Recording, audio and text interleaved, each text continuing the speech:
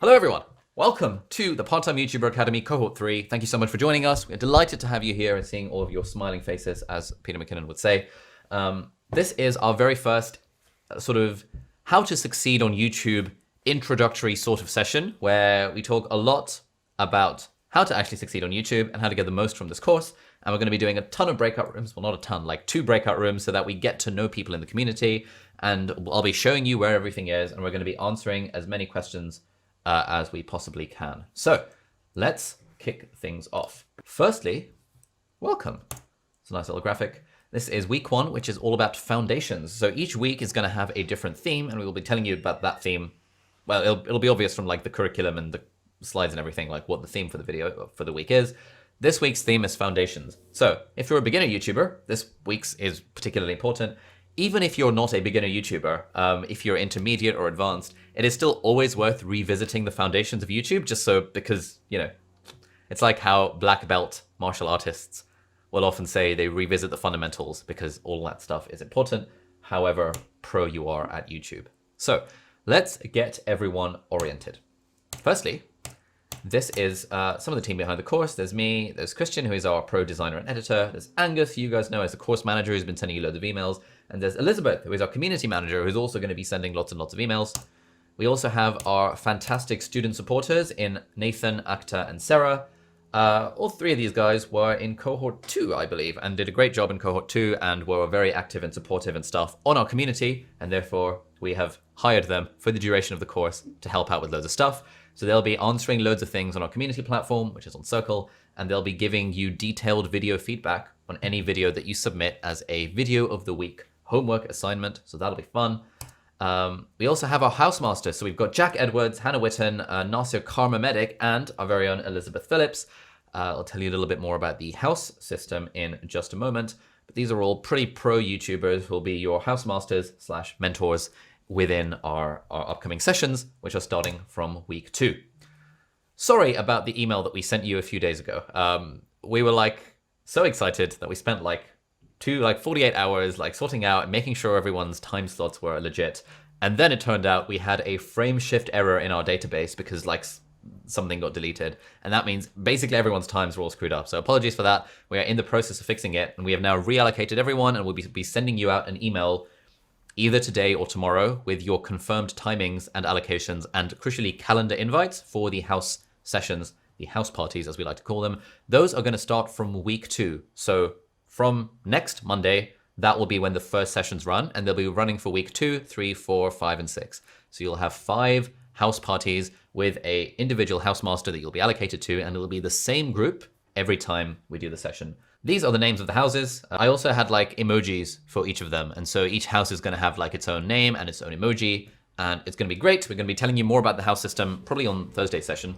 But the idea is that when you're in your house groups of like 20 to 30 people, anytime you do one of your homework video assignments, your house will get points. For the people who are particularly helpful on our community platform, your whole house will get points. And then at the end of the course, we'll be awarding the house cup to the house with the most points. But because houses have different numbers of people, it'll be kind of points per capita. So house points per member of the house. So we want everyone to pull their weight. We want everyone to be making as many videos and kind of completing the assignments as much as possible, because then your whole house will benefit from it, and we'll give you a funky little prize to everyone in the house that wins at the end of it. And I will be taking points away from houses as I feel like. So haven't quite figured out a way for doing that yet.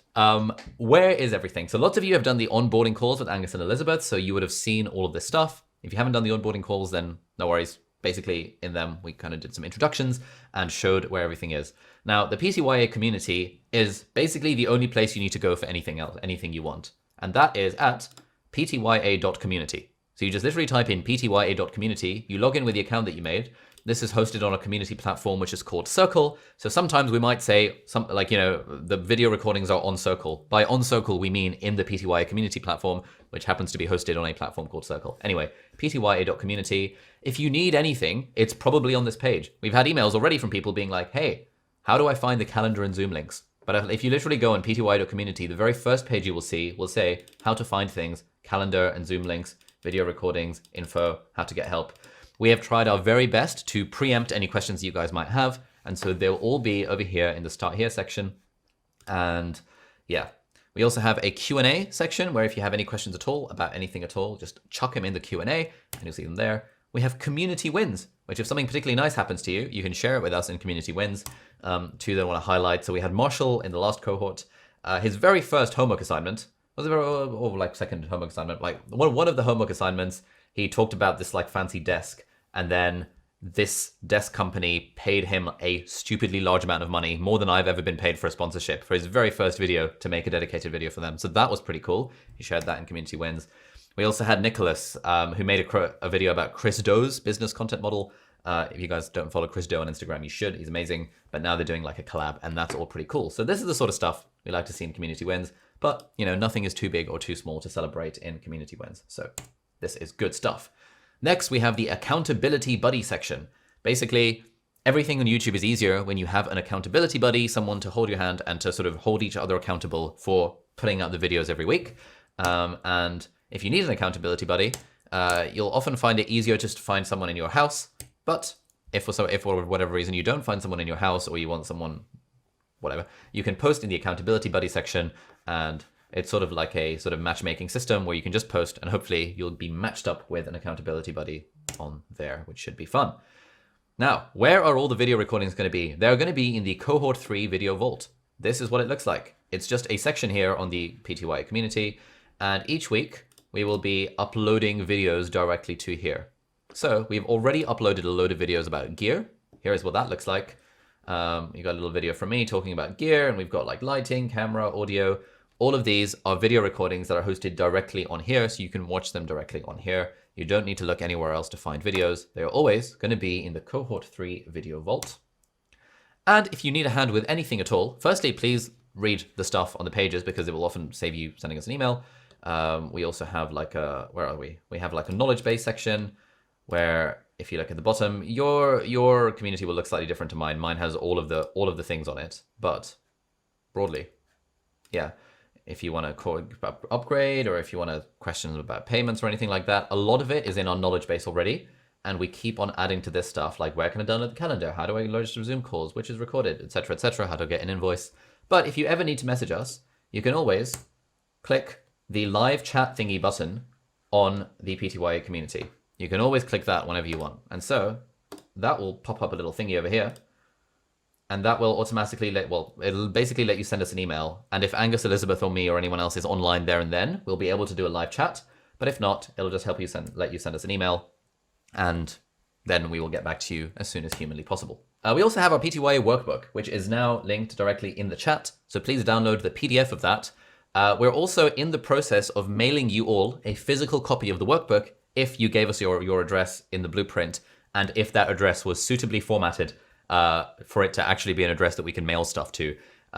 So those are like on their way. They will hopefully arrive sometime this week, in time for week 2. And the workbook, as you'll see from the PDF, basically has a load of just pages for the interactive exercises and stuff like that. You don't actually need the workbook. It's just kind of nice having a physical one if you like writing things down on paper. But everything you need is in the PDF, which is in Zoom. And it is also will be linked on our community platform very shortly after this call. So please watch out for the workbook. Just to emphasize, it's not a textbook. You don't need to pre-read anything. It's not like, oh my God, I have all this stuff to read. It's basically a workbook that just gives it easier access for you to see the prompts for the various interactive exercises we are going to be doing. So that's fun. Good job to Christian for designing it. Good job to Angus for basically writing the whole thing. So that's all fun, and it's in transit as we speak.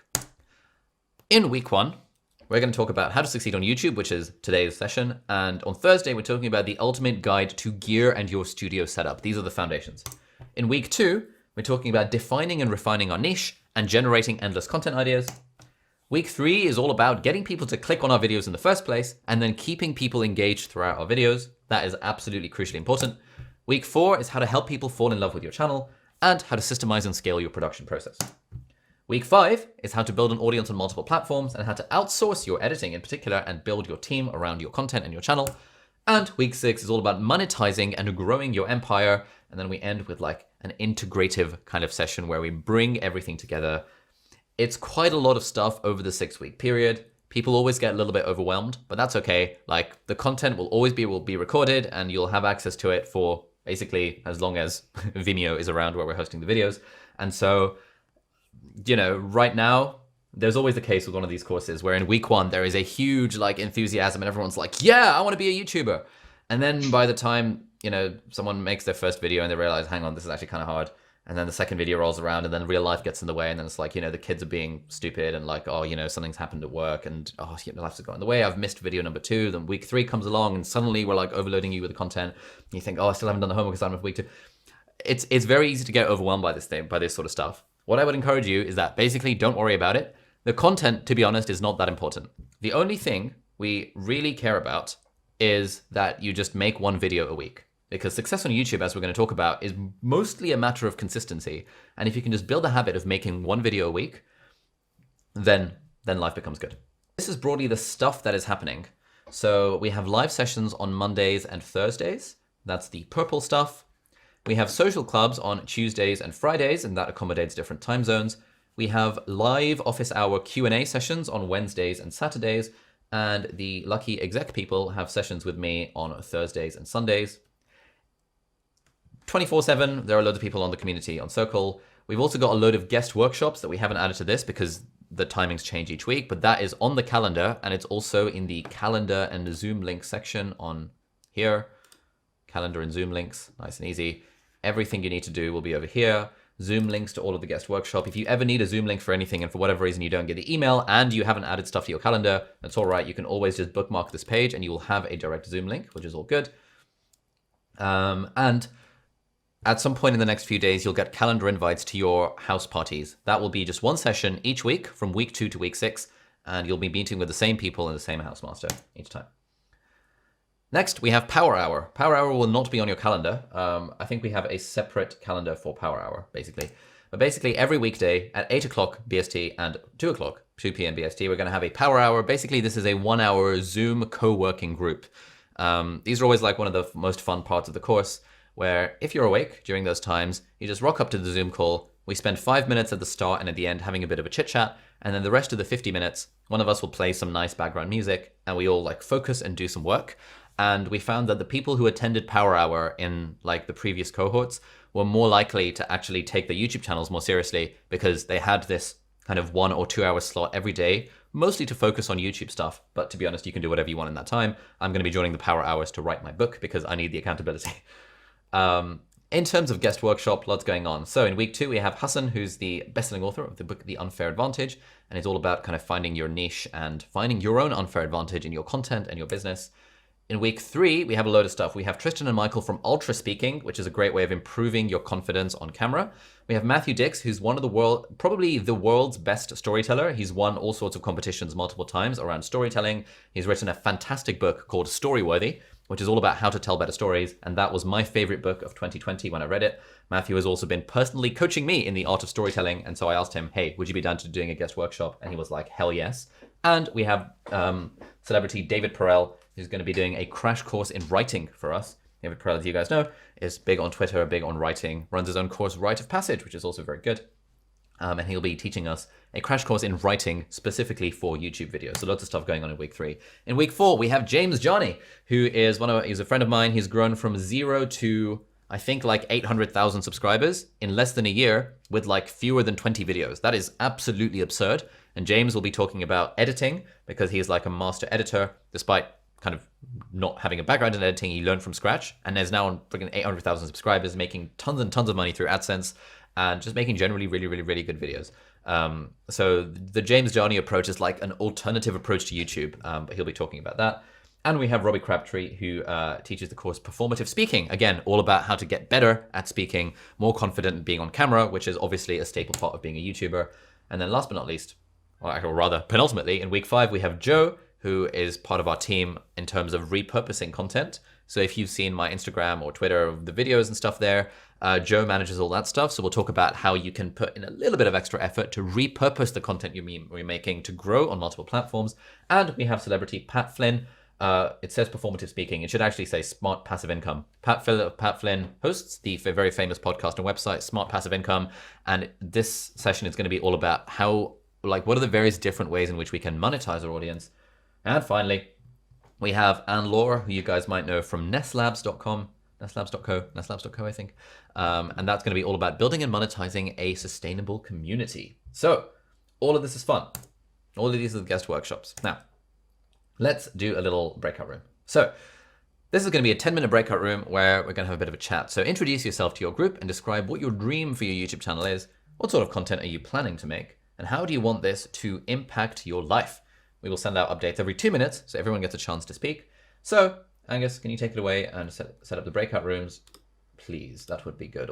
Okay, so welcome back. I've turned my volume down slightly. Apologies for shouting earlier. I just get very excited about YouTube and stuff in general, so this is fun. If you look on our community platform, you'll see we also have this community map thing. And it kind of shows if you've set your location on your PTY community profile, it will add you to the community map. Now this is really cool because you can literally see where people live, which is in a non-weird way. And so we've got loads of people in the UK, we've got loads of people in the US, loads of people in the Middle East, 24 people in India, 38 around about Indonesia, 39 in Australia. And so if you happen to be near someone, you should reach out to them and hang out. I know last week there were quite a few people from cohort 2 who hung out in London. I felt a little bit jealous because I wasn't invited to this, but yeah, it was good. It's good that the community happens without us. And he says I was invited.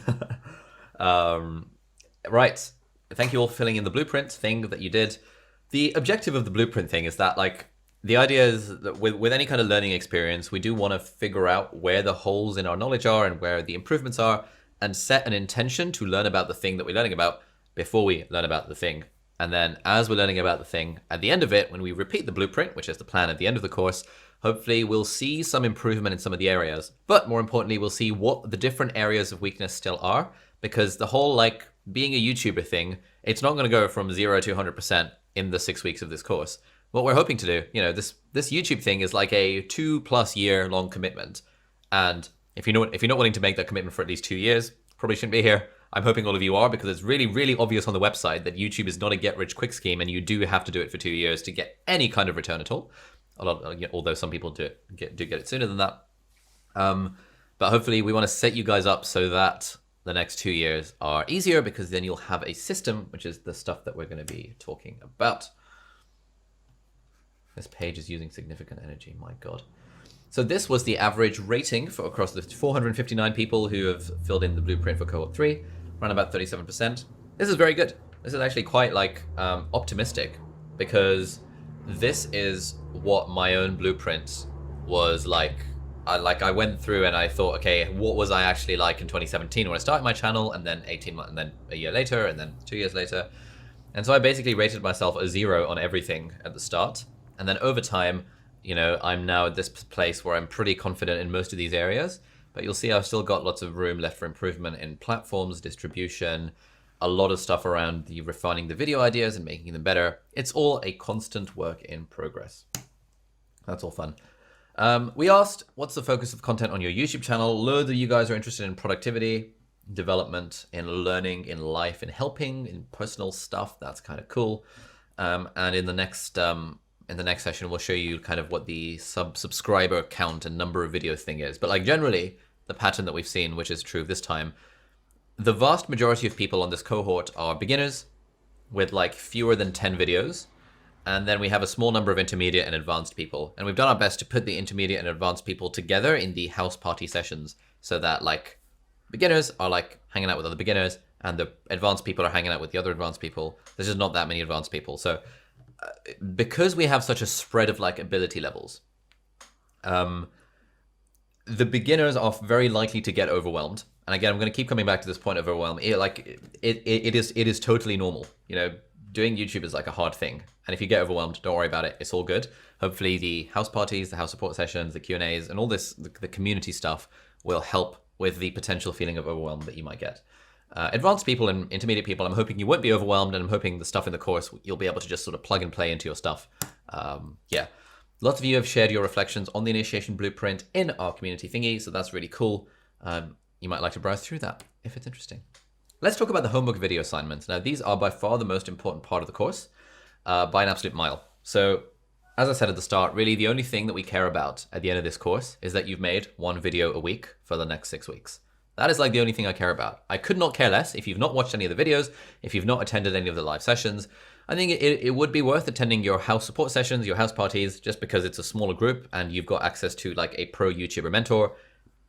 It would make sense if you can find the time to attend those. But really, everything else is kind of optional. The main thing that we're trying to get you to do, the transformation we're trying, is to get people to the point where you can comfortably make one video every week.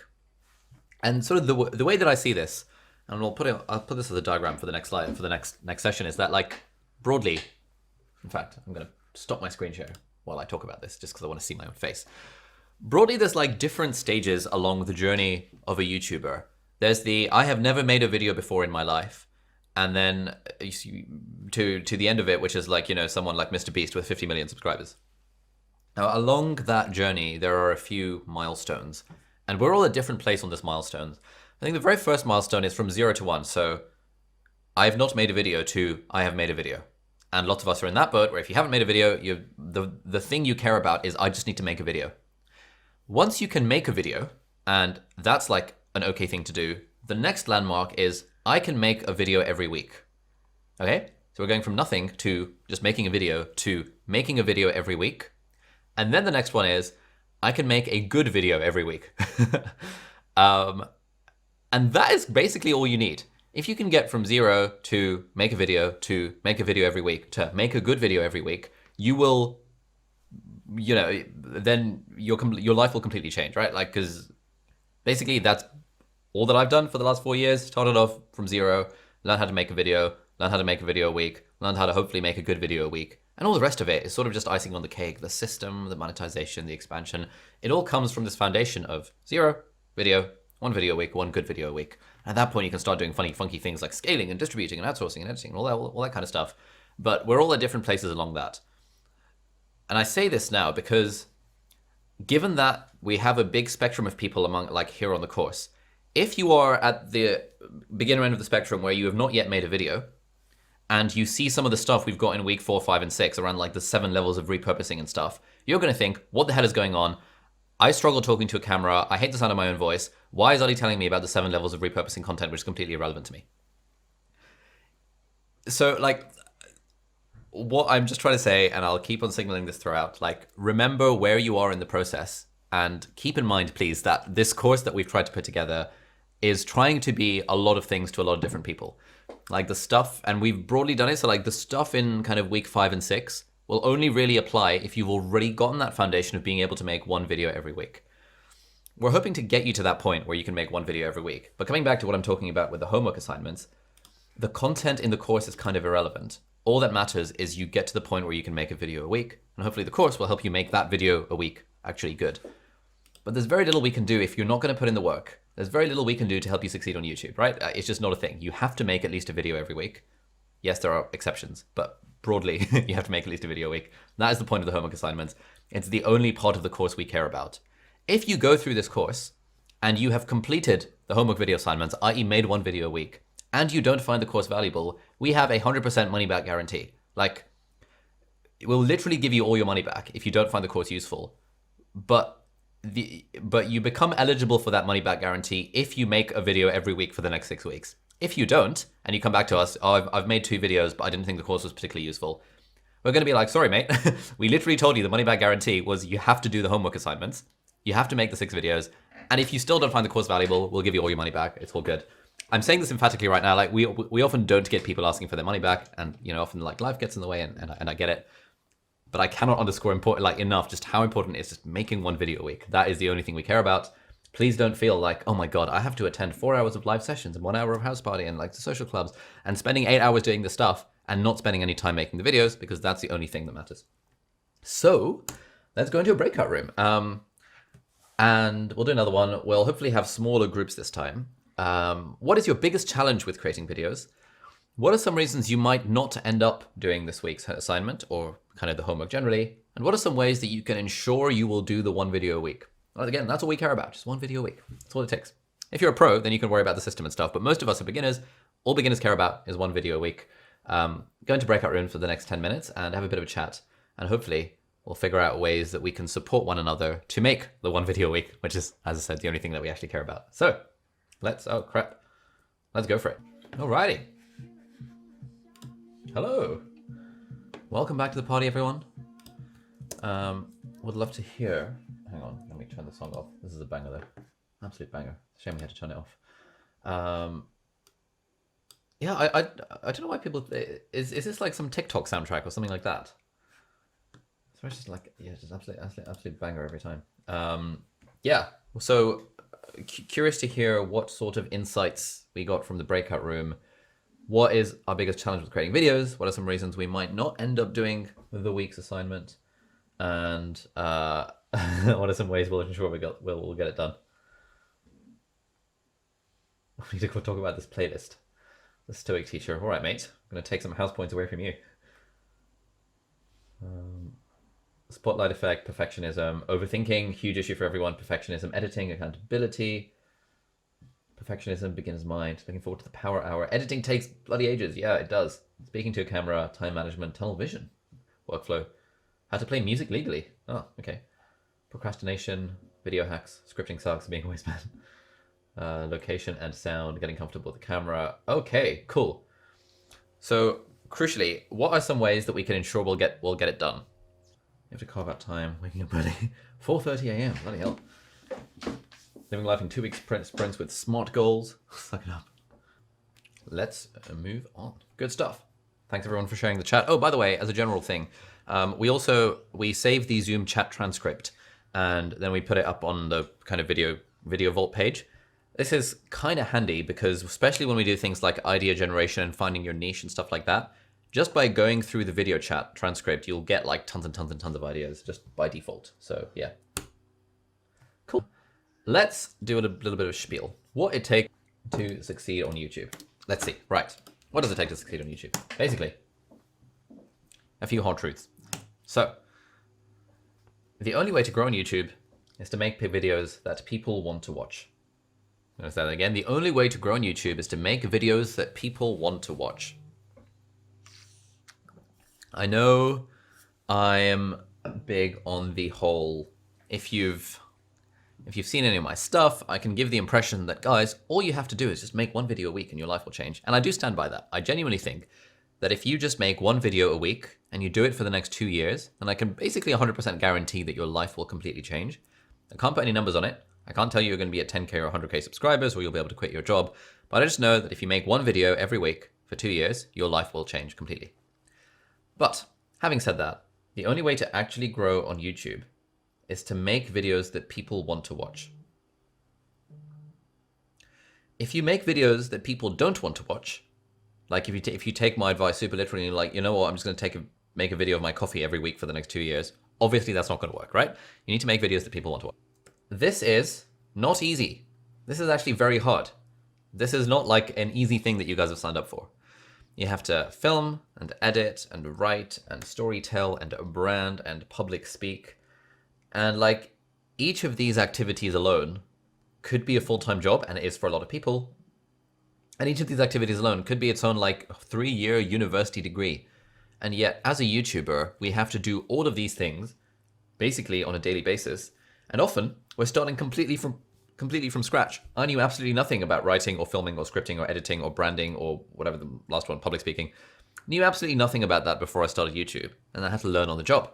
But that's what it takes if you want to make videos that people want to watch. Because if you're like, fine, maybe the writing on your videos is amazing, but if you suck at speaking on camera and you don't improve on it, then people are not going to watch your videos. If your branding is terrible, then people might watch your videos, but they're less likely to fall in love with your channel. If your writing is not very good and you're just rambling, then maybe a few people will watch your videos because they like your rambling. But generally, a lot of people won't watch them because the writing is not particularly tight. So there's all these different skills that are involved in being a YouTuber. They're all specialized skills. And so YouTube is not easy. YouTube is a combination of a ton of specialized skills, and you become a generalist at being good at all of this kind of stuff. Now, that's like one hard truth right like up front. Now I want to give you a little maths puzzle. For those of you who have seen this before, please don't say anything in the chat because it loses the impact that way. You'll know what I mean. If you've been on a previous cohort, please stay silent in the chat. But basically, Here's a math puzzle. So Warren Buffett starts investing age 10. By age 30, his net worth is $1 million, which is 9 inflation adjusted.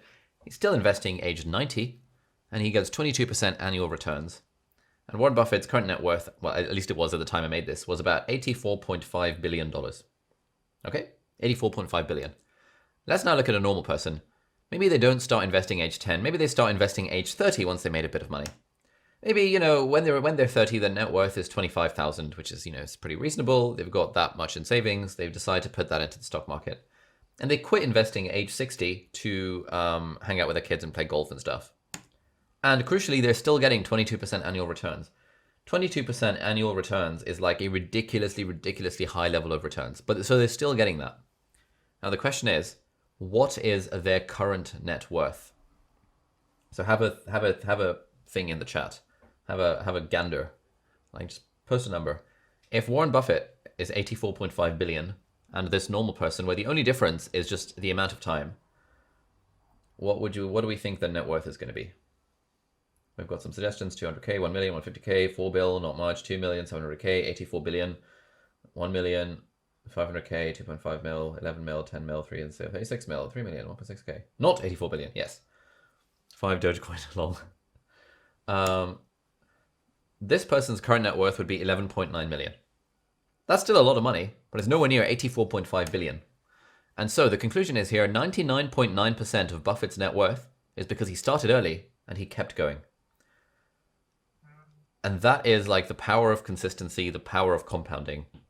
And there's a great book called The Psychology of Money by Morgan Housel. And he says that like dozens of books have been written about Warren Buffett's investing prowess, but none of them are entitled, "This guy has been doing this for a bloody long time."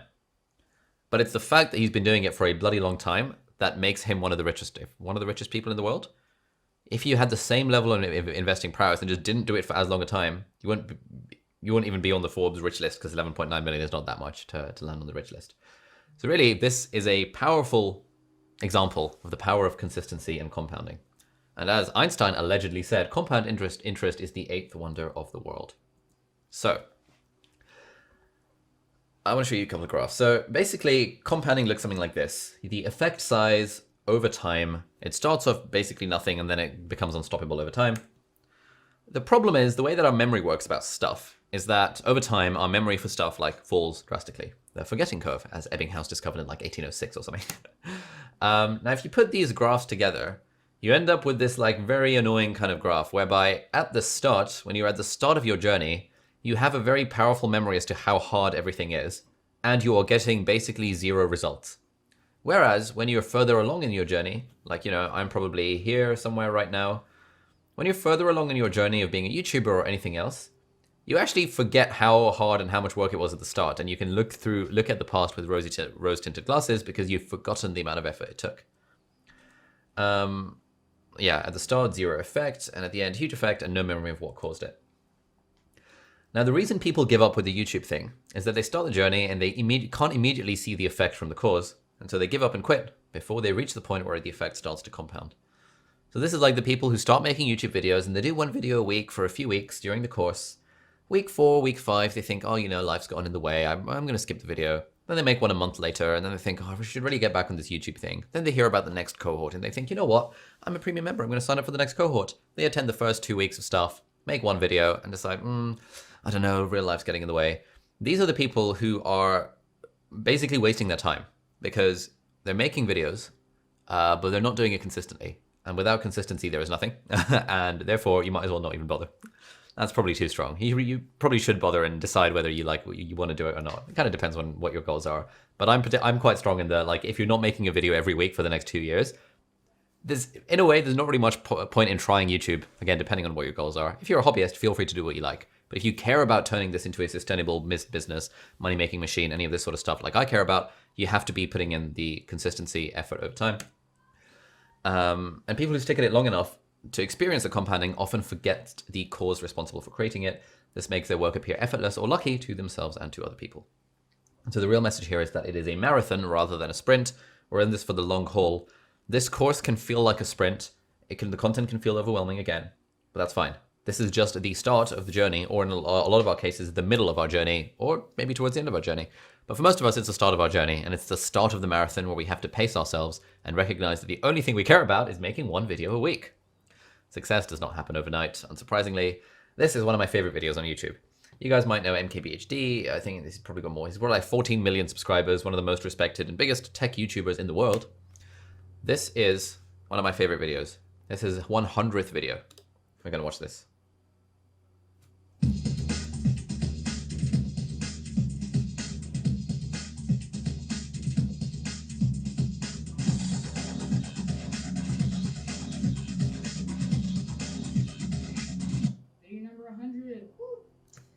So yeah, welcome to video number 100. I have to say it's pretty good that I've gotten to upload 100 good videos for you guys over the past couple of months, basically. And so what I'm going to go into is that right now I'm going to check right now. Right now I have approximately 70-ish subscribers. I'm just looking at, wait now. If I go to my page, youtube.com/MarcusBrownlee, just click on the link over there, I have 74 subscribers. So I was thinking I would do... This is MKBHD, one of the most respected YouTubers in the world, who has interviewed the likes of Elon Musk, Bill Gates, you know, these pro people for 15 million subscribers. His 100th video, and his 100th video, he said, guys, thank you all so much for subscribing. Big thank you to my 76 subscribers. That's absolutely insane. Like, this guy made 100 videos and got 76 subscribers. And so whenever we hear people being like, oh, but I've made 4 videos and like I'm not getting any views, or I've made 44 videos and I'm not getting any views, I often just link people to Marcus Brownlee's video number 100 videos and 76 subscribers. That's quite interesting. Hold on. Why is this not move? Oh, hello. Our channel at the moment is on 1.79 million subscribers. Hopefully might hit 1.8 million today. But did not always start like that. This is the graph of stuff that, like, views that changed over time.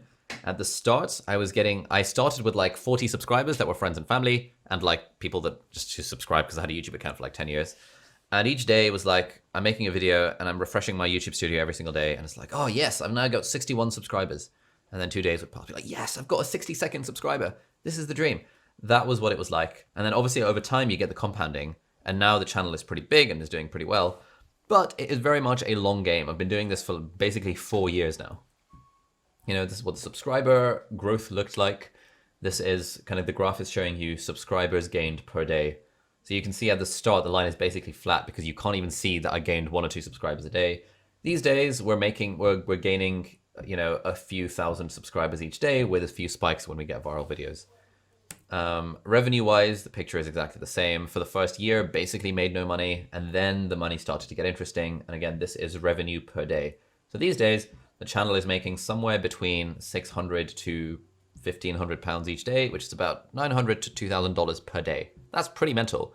And if you told me this 4 years ago, I would have had a stroke because it's just stupid. But at the start, like for the first year, wasn't making any money at all. So it really is a marathon. It is a case of compounding over time. And if you don't let the compounding happen, if you give up halfway through, then, you know, that's fine. But you have to consciously be aware that you're giving up on something that could potentially become big, but only if you give it the time to become big. Now, here's another thing. Guys, again, if you've seen this thing before, please don't post in the chat, because have a think. How many videos do you need to make to get 1 million subscribers? So this is data from TubeBuddy that looks at 4.5 million channels.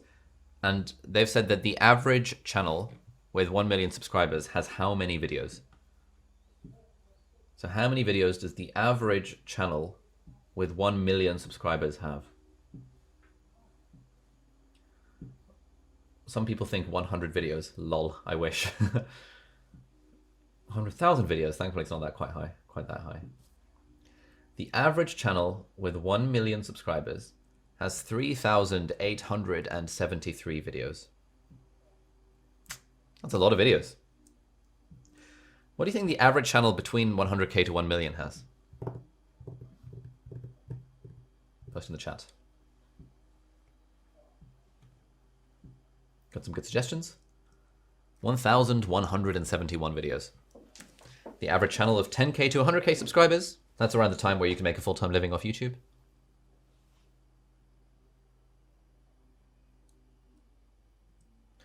That channel has 418 videos. Well done to the person who plucked that number out of thin air. Milka, I think. And finally, 1,000 to 10,000 subscribers. How many videos does the take the average channel, i.e. I think by average they picked median. The answer is 152. The average channel with over 1,000 to 10,000 subscribers has 152 videos. This is always interesting and sobering, because if you're like most of us and you're a beginner here and you're stressing out about video number 1 or video number 2 and be like, oh, my voice sounds a bit shit, or oh, my microphone quality is pretty crap, or like, oh my God, I suck in front of a camera, and you're letting your disease of perfectionism get in the way of uploading video number 2, don't worry, you still have 150 more videos to go before you can be the average channel with 1,000 to 10,000 subscribers. It's a lot of videos. Like, no one gives a toss about video number 1 or 2 or 3 or 4 or 5 or 25 or even like 105. It really doesn't matter. The point is, often, like, you know, we did a guest workshop with TubeBuddy, you know, this like big Chrome extension that we'll talk about later. And we were asking them, like, you know, what's the biggest thing that holds people back from YouTube? And they were like, honestly, just not making enough videos. This is a quantity game. Yes, it's a quality game, but it is more a quantity game. You have to make the videos. But the good news is it's fun. It's all good. It's really fun. And the idea, you know, in an ideal world, we wouldn't be entering YouTube thinking, I need to grind it out. I need to like white knuckle and hustle hard. And then 3 years later, I'll be rich. Instead, it's more like, you know, let's take it easy. Let's treat this as a marathon and let's try and enjoy the journey. Because if we enjoy the journey, then productivity takes care of itself. And then making videos becomes fun rather than a chore. And if you treat making videos as a chore, you are never going to grow on YouTube because you're just not going to put in the reps to make enough videos. Our channel, so we hit 1,000 subscribers after 52 videos. So 4 years ago, it took me 52 videos and 6 months to hit 1,000 subscribers. I was making 2 videos every week. So that was 52 videos to hit 1,000 subscribers. We've had people who've hit 1,000 subscribers after like 4 videos in cohort 1 and 2. I know we've had people who've hit 1,000 subscribers after like 13 videos. And when we have our community events, people are always like, oh, you know, I've made like 14 videos and I just feel like my channel's not growing. And they're on like 1,200 subscribers. And I'm like, guys, it took me 52 videos and 6 months to get to freaking 1,000 subscribers. Like, please pipe down because unless you've made 52 videos, you cannot complain that your channel is not growing fast enough. Get to 52 videos and then I will listen to your complaints that, oh my God, my channel's not growing. Generally, it's the people with like 10 to 20 videos who've hit 1,000 subscribers, channel is growing objectively really well, but they have an unrealistic expectation. They see a channel like mine 4 years down the line, and they see, oh my God, Ollie's getting 200,000 views in a random ass video where he just sits there and makes a cup of tea. I wish I could do that. That doesn't happen overnight. That literally takes 4 years, 52 videos, 1,000 subscribers. So I think, yeah. It took us 92 videos to hit 10K and 143 videos to hit 100K. 144 to 287 between 100K to 1 million. And now I think we're on like 350, 360 something videos. That's a lot of videos. But as you can see here, like the blue is what our channel's growth rate was. So you can see at the start, we were about like twice as fast as the average. And then like 3 times as fast, and then like 5 times as fast, and then like 10 times as fast as the average in terms of number of videos. The question is like, what's the secret sauce? We've established that you need to make a shit ton of videos because otherwise there is no secret sauce. But what is the secret sauce? Well, there's luck, there's work, and then there's unfair advantages, which we're going to talk a lot more about throughout this whole thing. Luck, the thing with luck is that, you know, there's that phrase, there's like a common like fortune cookie, which is the harder you work, the luckier you get. Gary Vaynerchuk says famously that it just takes one piece of content to change your life. You just never know which one that's going to be. And yes, in a way, it was lucky that I got my first viral video.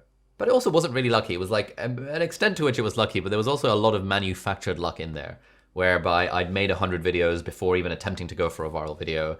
I like researched the hell out of the topic around evidence-based studying tips. I put in like 30 hours of editing into that one video thinking that, okay, this could be my big break. This could be a viral hit. And the video did well. You know, yes, that's luck, but it's also a lot of like preparation to get to manufacture luck. So in a way, luck can be manufactured. And the nice thing about YouTube is that the more videos you make, and the better the videos are, i.e. the more people want to watch them, the luckier you're going to get. There's work. It takes work. I don't like calling it work. I like calling it fun. When my housemate says, like, Ollie, why are you working at 11 p.m. and I'm making a YouTube video? I sort of say out loud, which probably pisses her off, that it's not work, it's fun. And she's like, oh, and sighs and goes back to her room. It's not, you know, it does take work. But then there are also unfair advantages. Like, what do you have going for you that helps you compete in this market? that other people may not necessarily have. For me, it was the fact that I was a medical student at Cambridge. I could trade off the brand value of that. And because my content was aimed specifically at people who wanted to become medical students at Cambridge, that was my unfair advantage. My other unfair advantage was money. I'd been running a pretty successful company for the last few years, and so I could invest in camera gear. That was an unfair advantage where other students who I was competing with couldn't, like literally could not afford this camera, whereas I could funnel it as a business expense. Another unfair advantage. I was aware of this stuff up front, and I lent heavily on my unfair advantages, trying to ramp up production value and sort of ramp up the brand value of being a Cambridge medical student as much as possible. People might say, oh, you're trading off the brand value. 100%. We all trade off the brand value of whatever our unfair advantages are. If I had been trying to do guitar tutorials, I have no brand value there. There's no unfair advantage. But the content I was making was where my unfair advantages were best exploited.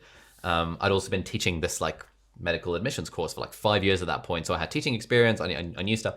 There's all these unfair advantages. And so if I had thought, hey, I should make a YouTube channel, and I thought I'd tried to do singing, which is what I tried to do. I tried to make a music-themed YouTube channel many times, and I always failed because I was not using any unfair advantages that I had. We'll talk more about those a little bit. Let me teach you on this course.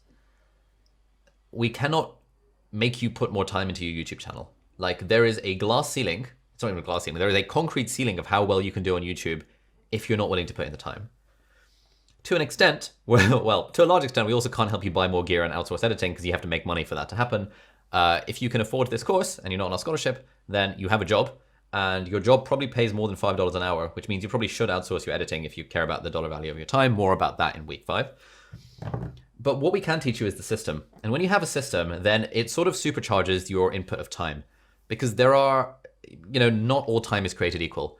Now, like having done YouTube for 4 years and with a solid system, if I spend half an hour or even 10 minutes on a video concept, because I've got a system, that 10 minutes is the equivalent to me of spending like 4 hours on that concept like 4 years ago. At the start, I had no system, and so it was very much brute forcing it with time. But now that I have a system, the time that I spend on the YouTube channel is a lot less. And so we can comfortably churn out 2 videos a week with maybe 1 hour of planning and like 2 hours of filming. And then editing is outsourced. So, but if I were doing editing myself, it would take maybe 4 hours per video. So, for around 3 hours a week or like 4 hour work week, that kind of thing, we can comfortably put out 2 videos every week. And the channel makes like, I don't know, $40,000 of revenue in AdSense every month. And it just does like stupidly well.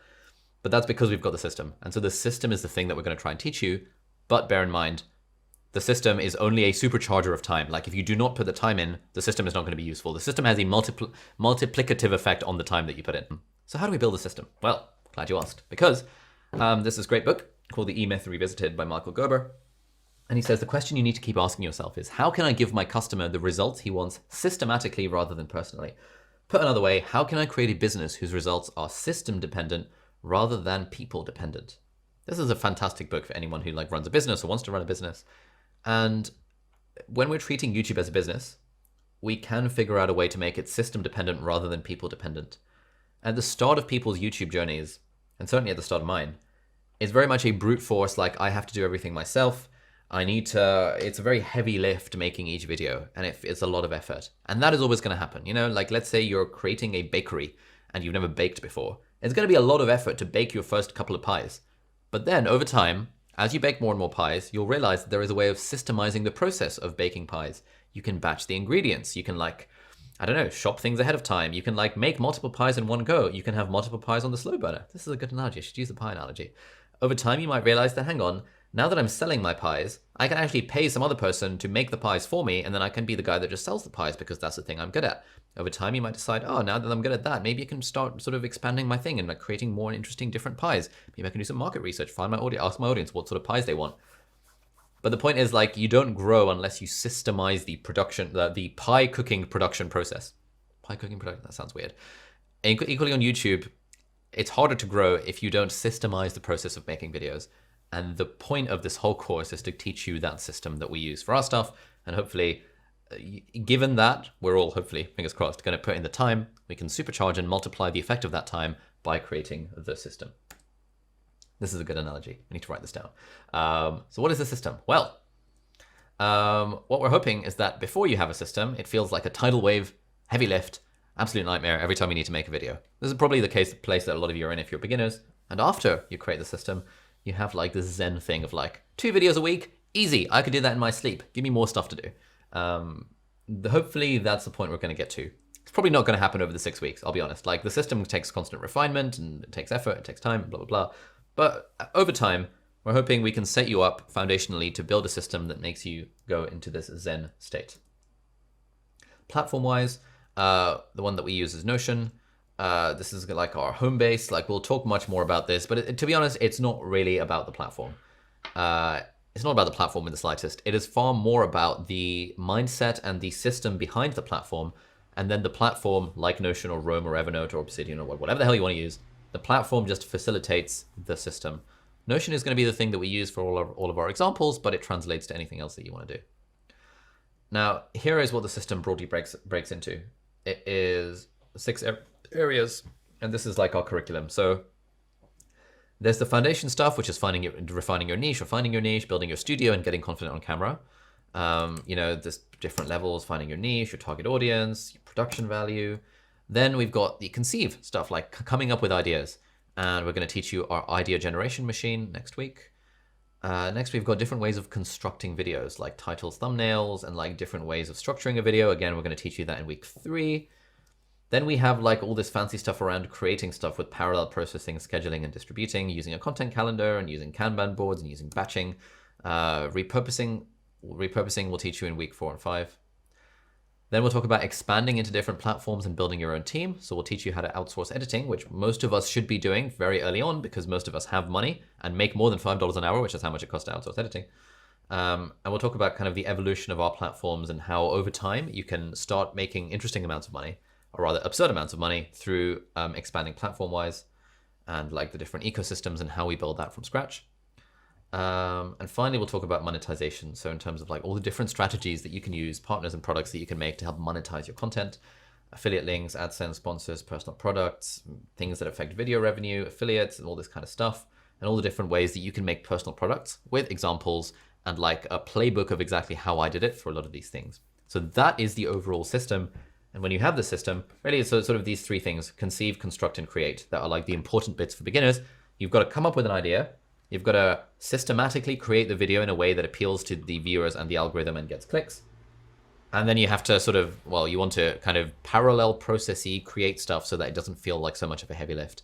It's like coming up with the idea for a pie, baking the pie, and then baking multiple pies, which is kind of similar to that thing like we said at the start about like how, step 1 is make 1 video. Step 2 is make 1 video every week. And step 3 is make 1 good video every week. And then in a way, step 4 is systemize the process of making 1 good video every week so that your own time is less on that and you're doing more interesting things with your time. So doing another quote from Michael Gerber: how can I get my business to work but without me? How can I get my people to work but without my constant interference? How can I systemize my business in such a way that it could be replicated 5,000 times so the 5,000th unit would run as smoothly as the first? And how can I spend my time doing the work I love to do rather than the work I have to do? I'm still working towards it. Our system is still constantly evolving, but you guys are here on this course. Thank you for being with us on this journey. And we're hoping to take you through building such a system for yourself so that when you put in the time, which you have to do, this is not a get rich quick scheme, this is not a magic bullet. When you put in the time, hopefully the effect of that time over time will be multiplicative rather than just additive. That sounds fancy. Yeah. So when over time, when you have the system, when you put an hour of work into your content, it will not feel like you've got an hour of output. It will hopefully, fingers crossed, feel like you've got more than 1 hour of output. So what's happening in week 1? Basically, we've got Social Club, which is tomorrow at 7 p.m. British Summer Time rather. That's on your calendar. That's like a social session, which will be hosted by Nathan, and that'll be nice and fun. Get a way of getting to know one another. Not much like in the way of content, so if you can't make it, don't worry about it, but it's just a really nice way of getting to know the community. We have a live session on Thursday, which is our ultimate guide to gear and studio setup, which is literally everything you need to know about gear and stuff. Ahead of that session, if you like, you can check out the gear-themed videos that are on the community. So we've already made some of those, so you'll get a bit of a head start. I want to use that session to answer as many questions as possible, and we normally get to every single question about gear. But if you don't understand what a light is and what a camera is and what a lens is, you might potentially feel slightly overwhelmed when people start asking, hey, what's the difference between a 24 to 35mm G Master lens and a 35mm prime, and like how far should I go? All of these like things. You might feel a little bit overwhelmed if you've literally never done camera stuff before. But that's totally cool. You can always watch the gear stuff in advance. I don't know why my Safari is being so slow, because this iMac is the cheap version that they sent me as a review unit and doesn't have any upgrades on it. God damn it. First world problems, am I right? But yeah, there's loads of stuff on the gear page here. So you can check that out ahead of Thursday's session if you want. But otherwise, you know, if you don't have time, don't worry about it. You can just turn up and it'll be fun anyway. Then on Friday, we have another social club, which is at 9 o'clock in the morning, British Standard Time, British Summer Time, which should be more legit for people on the east side of the world. And on Saturday the 12th, we'll have a office hours Q&A. So by office hour, I've only recently realized office hours is a term that a lot of people don't understand. It's like a very American thing. Basically, open-ended question and answer, rock up and have whatever question you want answered. That's the vibe on Saturday. Very much an optional session. Yes, the slides will be available for people asking. And then we have a PTY community event, which is open to all of the alumni, so not just cohort 3. That will be how to go viral on YouTube and change your life, where Marshall and Cora will be giving a bit of a chat. You'll also find that on your calendar, which should be fun. Now let's talk about this week's homework assignment. This week's video of the week is called My Favorite Things. So basically, we got a picture over here because the thing with like content is that it's very easy to make like curated content rather than created content.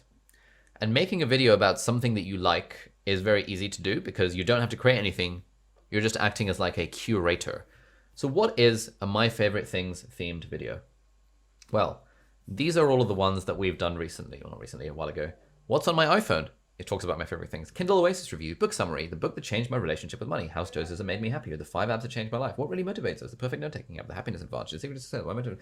All of these are videos that we've done. Basically, like 1 in 3 of my videos that we do are like videos where I'm not really creating anything. I'm just talking about something that I like, whether it's iPhone apps or a book or a podcast or a blog or like a fragrance or whatever. I don't talk about fragrances. That's like a friend of mine who was in cohort 1. And so, you know, it's very easy to make a video talking about something that you like. I had a whole series about this at one point, monthly favorites, which was pretty solid. And so this week's assignment is as follows. Film, edit, and publish a video in which you talk about your experience with a single favorite thing. It could be anything, an app, a podcast, a book, a movie, a documentary, a physical item, a piece of clothing, a concept, a quote, a type of cuisine, a piece of tech, anything. You can be as imaginative as you want, or keep it simple for the first video. Publish your video to your YouTube channel and link it as a new post in the assignment #1 space in the PTYA community.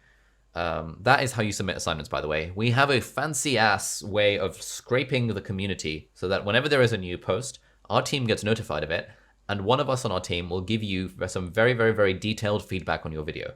And so we want you to post it on the community platform on Circle once you've made the video, and you'll get some solid feedback. And feel free to give feedback and receive feedback from other people as well. We'll be giving you a whole spiel about it, but you know, you can always watch other people's videos, give them feedback. It's always a great way to learn. So this is the first homework. How long should the first video be? It doesn't matter. You can literally do like for example, if I was doing this and it was my first video, I would literally just take out my iPhone. I would probably just do it vertically, not even horizontally, just because it's easier. And I would have my iPhone filming in front of me, and I would be saying something like, hey guys, welcome back to the channel. In this video, I want to talk to you about this new perfume that I got the other day from Floral Street, and it's called Electric Rhubarb. Now, it's kind of weird. Like it looks like a kind of girly perfume, and that was my major concern. The fact it's got a flower on it, it's all a bit floral. I don't really know what's going on. But when the lady put it on the sheet thing in the shop, I was just like, oh my god, this smells like the best thing ever. And so, if I spray it on myself now, I just get this. Oh, it's so good. Electric Rhubarb. It smells nice. My housemate, I smelt my neck about it the other day in a non-weird way, and she was like, oh, this smells really good. This is my favorite perfume. I'll put a link in the video description. Thank you so much for watching, guys. Please make sure to subscribe to my channel to see more shit like this. Thanks for watching, and see you later. Bye-bye. That's literally my video. It took me 1 minute to literally just go pick up something and talk about it for a little bit. That is like the low effort, the easy way of doing this sort of assignment. And really, again, we want to be optimizing for actually doing it. In cohort 1, I think we had about 60% of people who did the first homework. In cohort 2, we had about 70% of people who did the first homework.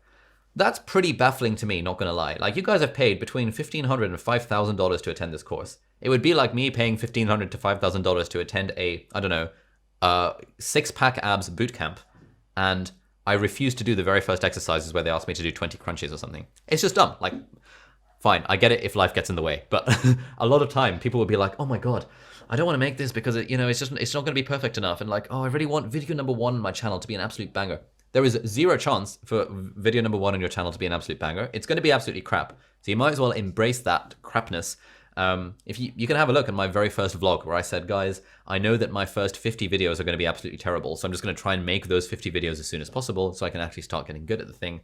Basically, pick whatever you want and make a video talking about your favorite thing. Feel free to put as much or as little effort into it as you like. The point is, we're just building up the habit. And if you're an intermediate or advanced YouTuber and this does not quite gel with your content strategy, it's all totally cool. Basically, we just want you to make one video this week about anything you want, but this is a prompt in case you want the prompt. So that's it. This is the workbook. It's going to be linked in the chat as well. Feel free to download the PDF of it, and we'll be mailing you a physical copy, hopefully in the next week or 2, fingers crossed. The next session is the ultimate guide to gear and setup, and now we've got 20 minutes for a Q&A. So yeah, let's answer some questions. Jasmine says, I can't see the assignment section. Angus, have we made the assignment section public? There will be an assignment section that will be made public this evening also. Will we cover how to do or when to do our 2 channels? Basically, don't have 2 channels unless you have 100,000 subscribers. That's the advice that I got. Does posting our homework vids affect our YouTube ratings in a negative way? Okay. If I made that video that I just showed you and posted it on my channel, yes, it would. It would be a bad video for my channel. But obviously, I wouldn't do that. Like, if I was doing this course and I had a strategy already and so on, then I'd be making a video and actually putting effort into it because at this point, I'm already good at making videos. But if it's your first video, which it is for a lot of us, or your first 11th video or your 10th video, something like that, it doesn't really matter. You can just make whatever video you like. Is there a copyright restriction in reviewing books? No, you can do what you like. When is it due and when can we expect feedback? Good question. So each Monday, I will tell you what the homework is for the week. And so in that week, we want you to post it at some point before Sunday on the community platform in the assignment section. And you can expect feedback within like a week of you posting it. It's sort of like if you post it earlier when no one has posted it, you'll get feedback basically immediately because we're monitoring Circle 24/7. But if you post it if 500 people post it on the Sunday night, it'll probably take us a week to actually give everyone feedback. So basically feedback within 7 days of posting the homework assignment on the community platform, hopefully sooner than that. How long did it take you to find your niche or did the niche find you? We'll talk much more about that this time next week where the whole session is based on defining and refining the niche. It's complicated. We'll talk much more about it. There's very little I can say right now that's like a useful soundbite answer. How many times do you think about giving up? Never. Should we keep our first videos online forever or take them offline at a certain point? It's up to you. It doesn't really make much difference taking a video offline. But if you care about your feed aesthetic, like let's say your homework videos is like really, really, really bad. And then like 4 months down the line, you've stumbled on a nice niche and you've got decent production value. Feel free to unlist or private the old videos because at that point, they're not really adding anything to your channel. Fine. What are your thoughts on business brand name versus personal name for a channel? Good question. It depends on your goals. Generally, I would say personal name. Unless specifically you are trying to drive traffic towards a business and therefore you want a YouTube channel for that business, that is unlikely. Most people are not in that position. Generally, I would err towards a personal name for a channel. What about reviewing music? It's complicated. We have a whole section on the resources bit here. I think it's in bonus materials in the video vault where my friend Legal Eagle, who is a lawyer and YouTuber with like 2 million subscribers, talks about the entirety of online copyright. I don't know anything about it. Watch this video. It will give you loads of information about it. And he also has like a course that has a discount coupon that will teach you everything you need to know about online copyright around like music and stuff. Music is complicated. Are we supposed to unlist our homework videos or post them publicly? I would recommend posting them publicly, but if you're concerned that your channel will suffer because it's a low quality video, then by all means feel free to unlist them. But yeah, posting publicly is what you need. How do you naturally use a script while recording? I personally don't. I just use bullet points, but you might find it useful to use a teleprompter if you're that sort of person.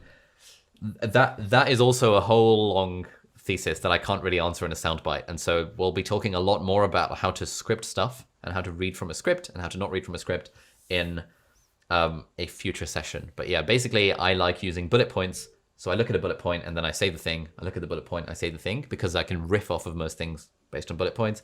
I personally don't like reading from a script. How do you decide what category your video channel is? If it's a mix of personal, vlog, and instructions, how important is this? It's complicated. Basically, so many people's questions are, I have all of these different interests. What should my niche be? Which is basically that question. That is the thing we're going to be answering this time next week on Monday, where we're spending literally 2 hours talking about how to find your niche.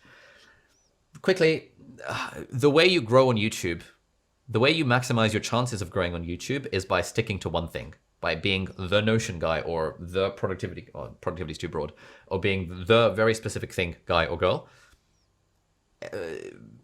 It's complicated. It depends on so many things, like how much do you want to treat it as a hobby versus a business. If you had a business and you say, if you were to say, hey, I've got an idea for a business, but I want to sell a few groceries and I want to sell a few like clothing wear and I want to sell some cameras and I want to sell some iMacs because these are all the things I'm interested in. People would be like, mate, what the hell are you trying to do? Like, why are you trying to sell everything? And you'd be like, oh, but it's the stuff I'm interested in. So surely someone should come to my shop and buy one of the things I'm interested in. If you wanted a hobby shop and you didn't really care about growing particularly and you want to do a car boot sale, that's fine. You can sell whatever the hell you want. But if you actually care about creating a business, you wouldn't be selling a random bit of everything. You wouldn't be doing a bit of vlog, a bit of productivity, a bit of coffee, a bit of what's in my bag, a bit of this, a bit of that. At least at the start, you would be more targeted if you care about treating it like a business. So we'll talk much more about that next week. People don't like to hear that. People will, the thing people would like to hear is, you know what? Just be yourself. You do you. There is an audience out there for everyone. Whatever you do, whatever resonates with you, whatever you enjoy, that should be the thing you make videos about. It's like, yes, okay, but apply that same concept to a business or to a software startup, and it's not really going to work. So it depends how much you want to treat YouTube like a business. Cool. Multiple languages. Thoughts on posting videos in multiple languages on one channel? No go or doesn't matter? Separate channels for separate languages. Unless you are posting in a language where the people who speak that language in your target audience will also speak the other language. For example, I know lots of channels that post in Urdu, but also have some English themed content because broadly, middle to upper class Urdu speakers in Pakistan will also speak English. Then they combine. But generally, if you're making videos in Spanish and videos in English, your viewers will not stick around for both. So you want to split up the channels in that context. That's a very niche thing though. At what point is it wise to change what your videos are about? Like, can I start with unfair advantage and some point change course? Yes, your niche can always evolve or change over time. Much more on niche next week. But yeah, you can always change. I started out talking about medical school admissions. I moved on to talking about studying. I haven't talked about medical school admissions or studying in the last like 2 years. Like, you know, the content can evolve, but the idea is that you slowly want to move to different niches over time. Are you going to able to review our videos if they're in Spanish? Sadly not. We won't understand the content of the videos if they're in Spanish. And so we can comment on production value and stuff, but there's very little we can comment on if the video is actually in Spanish. Unless someone on our team speaks Spanish, I don't think they do. Angus wants to learn Spanish. So maybe Angus can like try and comment on your video.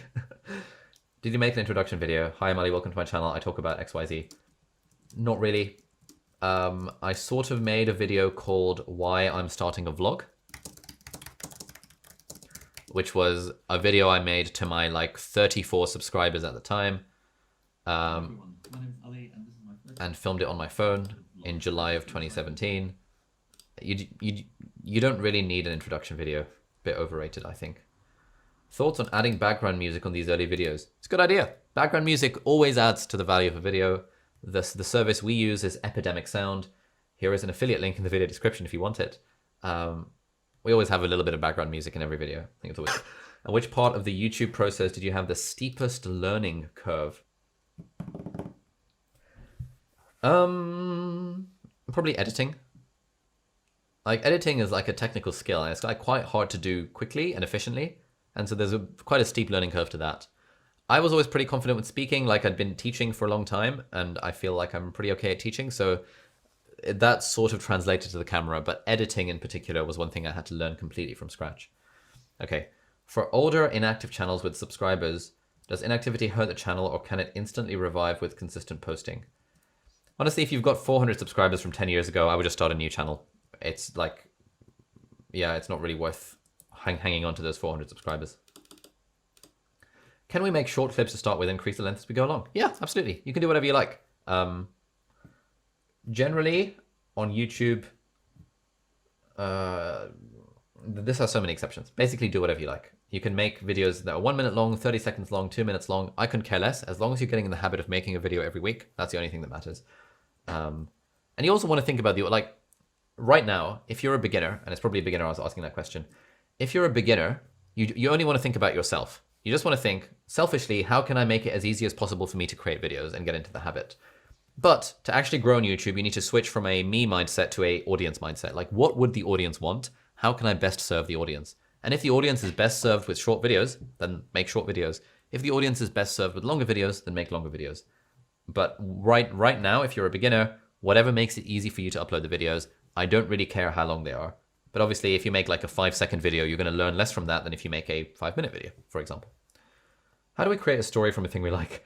We're talking a lot more about that in week 3. And we also have like 2 guest workshops focused on exactly that thing. But TLDR, read the book Storyworthy by Matthew Dix. I love it. My favorite book of 2020. What's the ideal length of videos that YouTube is promoting for beginners? It doesn't really work like that. There is no such thing as an ideal length of videos. A video needs to be as long as it needs to be and no longer. Or as short as it needs to be, but no shorter. That's like saying, what's the ideal length of blog post that Google is promoting? In fact, no, it's not really like saying that, because you can probably say that 1900 words is about the ideal length of a blog post. There is no right answer to this question. There is no right answer that would be useful. And recommendations on YouTube Shorts. Next week's homework assignment will be to create a YouTube short. That is not this week's assignment. This week's assignment is to make a proper video, i.e. not a short. Basically talking about your favorite thing. Be honest, can anyone succeed on YouTube? Honestly, if they put in the work, I see no world in which anyone can't succeed on YouTube. It also depends on what you mean by succeed. Like, what's your metric for that? Can anyone hit 1 million subscribers? Probably not. With enough work, anyone probably could. But again, it depends what your metric for success is. Yeah, I don't know a single person in my life who would not succeed on YouTube if they did what I told them to do, basically. Or if they put in the work, effectively. Is 1 video a week fine, or should you try to do 2 videos if possible? What is ideal? 1 video a week is fine. The more videos you make, the more likely your channel is to grow. So 1 video is fine. 1 video is the minimum, and I think it's a good standard to go for. But if you can make 2 videos a week, your channel will grow faster. If you can make 3 videos a week, your channel will grow faster. If you can make 5 videos a week, your channel will grow faster, provided the quality of each of those videos is the same. So 1 good video a week is better than 5 crap videos a week, but 5 good videos a week is better than 3 good videos a week, for example. Could the first video be done in 1 take so editing's needed? Yeah, you can do what you like. Whatever it takes. The first video doesn't matter. Like, no one cares. If you're a beginner and it's your first video, no one gives a shit. Just make the video and make it as easy as possible to do the homework assignment. If you're a beginner and you're a beginner who's asked that question, the thing that will hold you back is perfectionism. And the thing that you're not going to get out of this course is you're going to stop. You're just not going to publish the videos. I just want you to publish the videos, whatever it takes. Could not care less whether it's 1 take. Honestly, if it were me and I were a beginner, I would just do a 1 take video. I'd probably do a little bit of editing with a bit of background music, but because like the objective is to learn. But if I was struggling with editing or struggling with background music, literally single take, 1 take, no cuts, it's all fine. No one cares. It's all hunky-dory. If 2 of you are using a channel, should you use names or a brand? I still think, like, A and B, Tom and Jane, or Harry and Ron. That would be how I name it, but it kind of depends on what vibe you want to go for. Is getting famous guests on a good way of increasing subscribers? No. Yeah, no. Is there content overloading on a YouTube channel? Not really. It's quite hard to content overload a YouTube channel. We're far more likely, like, as long as the videos are good, and by good I mean people want to click on them and people want to watch them, there is no such thing as content overload on a YouTube channel. We were speaking to someone called Evan Carmichael the other day, who puts out, I think, like 10 videos a day on one of his channels, and he was saying until you're at that point of 10 videos a day, you don't need to worry about content saturation and content overload.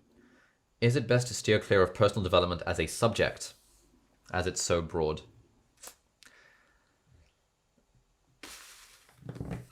Okay. Basically, yes, but yeah, but no.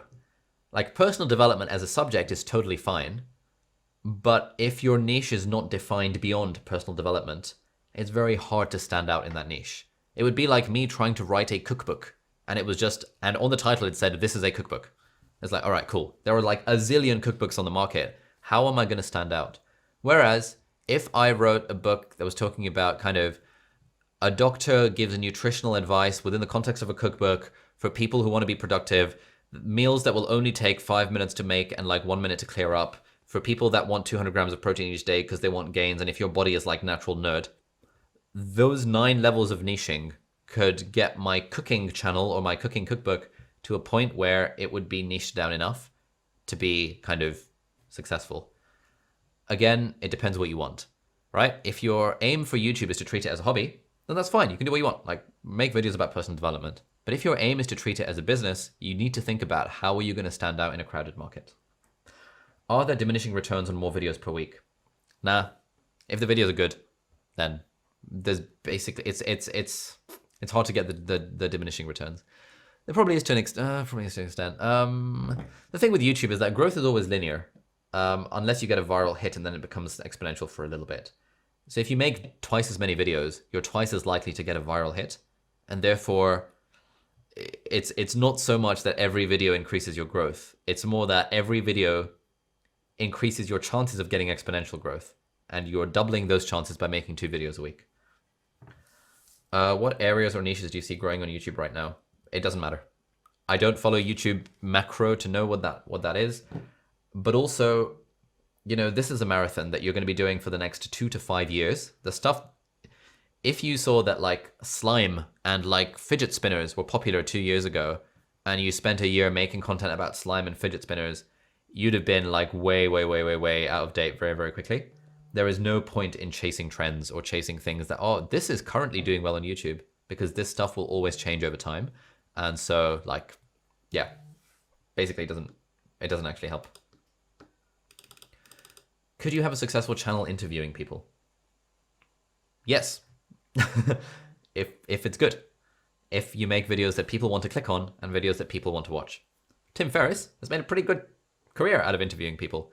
Rick Roll has made a good career out of interviewing people. There's all sorts of video. You know, Joe Rogan has a pretty successful channel off of interviewing people. It's definitely doable. Can you mix vlogging and content videos, or should you pick one? Okay. The thing with vlogs is that vlogs are generally community content, i.e. they are content for your existing fans. Generally, when you say content videos, you mean like educational videos, and educational videos can help attract new people to you. It is very rare to be so interesting in your vlog that people who don't subscribe to you will want to subscribe to you. But it's a lot more common to be so educational in your content that people who don't subscribe to you want to subscribe to you. So vlogs and like, hey guys, this is what I'm doing in my day. If they gel with the sort of people if they gel with your target audience, again, we're going to talk much more about this next week. If vlogs gel with your target audience, then vlogs make sense, especially if you have fun, especially if you want people to know you as a person. But vlogs in themselves generally are not a way of growing an audience, unless the vlogs are so good that they stand out. I'm thinking Casey Neistat back in the day. I'm thinking Jon Olsen. Unless the vlogs are such a high standard that people just want to follow the lifestyle stuff, it's quite hard to grow with vlogs, I think. Is there any such thing as having a niche that is too saturated? If your niche is too saturated, then you're not niched down enough. It would be like me saying I want to make a cooking channel.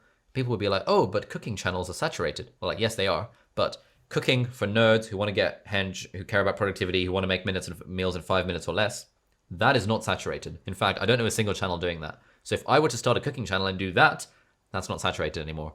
Whereas if I were to start a cooking channel, it would be saturated. You see what I mean? What did you spend far too much time worrying about in the beginning of YouTube? I didn't spend a lot of time worrying about things because I really had in my mind that my first 100 videos are going to be absolute shite, and therefore I need to just make 100 videos as soon as possible. The thing I spent too little time thinking about was titles and thumbnails. I undervalued the impact of titles and thumbnails. And my channel would have certainly grown faster if I'd thought about them more seriously. And that's what most YouTubers actually say. Like, basically, I've asked this question to all my YouTuber friends, like, what would you do differently if you had your time again? And 100% of them say, I would think harder about titles and thumbnails. But we'll talk more about that in week 2. What made you start a YouTube channel? I saw a business opportunity. I had a business. I knew I could drive leads to that business by making educational content on YouTube. And then as I started doing that and saw that it was fun, I saw that there was a gap in the market for someone to vlog life as a medical student and as a doctor. And so I thought, you know what? This seems like a good opportunity. Let's give it a go. Let's take it seriously for at least 2 years and let's see if something good happens. And yeah, best decision I've ever made in my life. And here we are today. So a nice place to end it. Hope you guys found this session useful. Always keen to hear feedback and stuff in the chat, and we'll put like some, you can always email us if you have any feedback about anything. We'll try and sort out the breakout rooms for next time. Hope you guys found this session useful. As a reminder, the homework assignment is just make a video and post it on our community platform. If you need a prompt for the video, the prompt is my favorite things, wherever it is. Where did I go? Here we go. This is the prompt, my favorite things. Talk about your experience with a single favorite thing. And our team and me and Angus and Elizabeth and stuff will be looking over those and giving you lots of detailed feedback. If you have any more questions, stick them in the Q&A section on community platform and Circle, and one of us will get back to you.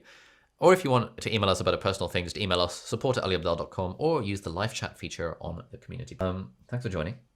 Enjoy WWDC, and we'll see you guys later. Bye-bye.